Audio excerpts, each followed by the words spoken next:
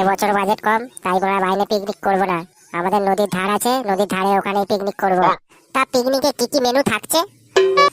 দেখ ভাই, এবছর পিকনিকে বাজেট কম, তাই বেগুন ভাজা, পটল ভাজা আর খিচুড়ি হবে।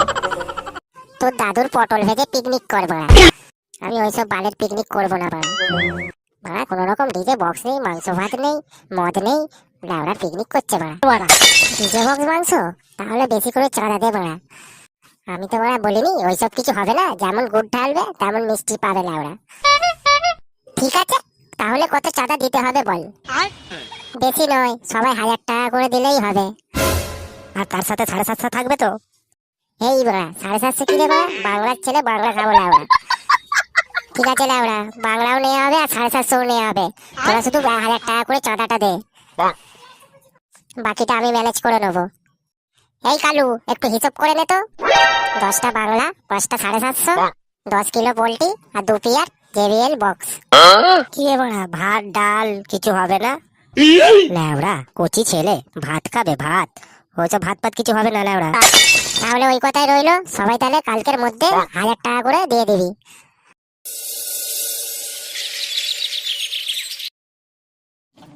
1000 টাকা করে তো বললো, হাতে তো একটাও বিড়ি কেনারও টাকা নেই। যাই, বাপকে গিয়ে একটু বলে দেখি।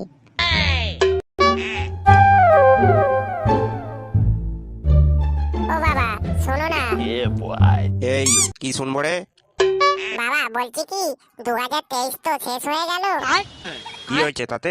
বিয়ে দিতে হবে নাকি তোর? কি যে বলো না বাবা তুমি। আরে সেরকম কিছু নয়, আসলে সবাই পিকনিক করছে, তাই আমরাও পিকনিক করছি। সে তো খুব ভালো কথা, পিকনিক করবি তো কর। না মানে বাবা, কিছু টাকা দিলে ভালো হতো। ও এই ব্যাপার, এই নে 100 টাকা, জমিয়ে খুব ভালো করে পিকনিক কর। 100 টাকা? এতে তো কিছুই হবে না বাবা। মানে কত টাকা লাগবে তোর? বেশি নয়, ওই 1000 টাকা দিলে। কি 1000 টাকা? শুয়োরের বাচ্চা, আমি 1000 টাকায় 1000 বার পিকনিক করে নেবো, আর ওর 1000 টাকা লাগবে? বাবা দাও না, দাও না, সবাই দিয়ে দিয়েছে, শুধু আমিই বাকি আছি, দাও না, দাও না। আচ্ছা তোর পিকনিকে কি কি মেনু থাকছে বলতো? 1000 টাকা করে বলছিস। পিকনিকে তো শুধু মদের আইটেমই হয়েছে, তা কি বলা যায়? কি রে, কি ভাবছিস? হ্যাঁ ওই তো পটল ভাজা, বেগুন ভাজা, আর ওই আলু ভাজা, মাংস ভাত, আর একটু নাচ গানের জন্য একটু ডেভিল বক্স করা হয়েছে। এটাকে কোনো পিকনিক বলে শুয়োরের বাচ্চা? এখানে কোনো মদ নেই, বাংলা নেই, বাচ্চাদের মতো পিকনিক করছিস নাকি? এই নে আর 100 টাকা, জমিয়ে পিকনিক কর। আমি ভাবলাম তোরা হয়তো পিকনিকে মদের ব্যবস্থা করেছিস, তাই হয়তো 1000 টাকা করে লাগবে। বেগুন ভাজা, পটল ভাজা, এগুলো থেকে 1000 টাকা করে লাগে নাকি? তুই কি আমাকে পিকনিক করা শেখাচ্ছিস? যা শালা, আমি ভাবলাম অন্য কিছু, আর ঘটে গেল এখানে অন্য কিছু। এবার মানে আমি বাকি টাকাটা জোগাড় করবো কি করে? একবার মাকে বলে দেখি টাকাটা দেয় কি।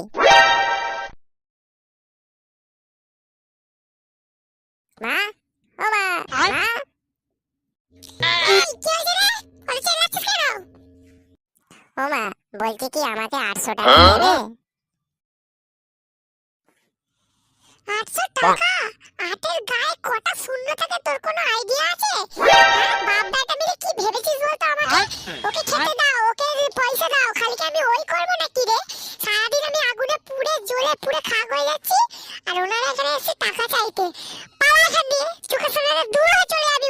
শুধু তো তোমার থেকে টাকাই চাইলাম, শুধু না বলে দিলেই পারতে, এতগুলো কথা শোনানোর কি দরকার ছিল? দেখ বাবু, আমার কানের কাছে বেশি ঘ্যানো ঘ্যানো করিস না, চুপ করে আমাকে কাজ করতে দে ঠান্ডা মাথায়, ঠিক আছে? যা এখান থেকে। এ শালা আমাকে কেউ টাকা দেবে না মনে হচ্ছে, বাপের পকেটে পড়া ছাড়া আমার আর কোনো উপায়ই নেই।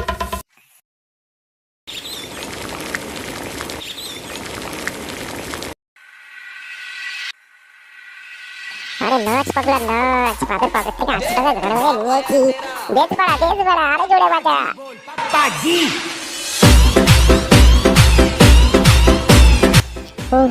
অনেকক্ষণ ধরে ডান্স করছি ভাই, চ একটু বাংলাতে আবার ডান্স করবো। হ্যাঁ হ্যাঁ, চ চ চ। चाकू वाले छोरे লে ভাই, তাড়াতাড়ি কেক ভালো, আমার আর তস ओ पप्पा হ্যাঁ গো গিন্নি, আমার টেবিলের এখানে 800 টাকা ছিল, কোথায় গেল?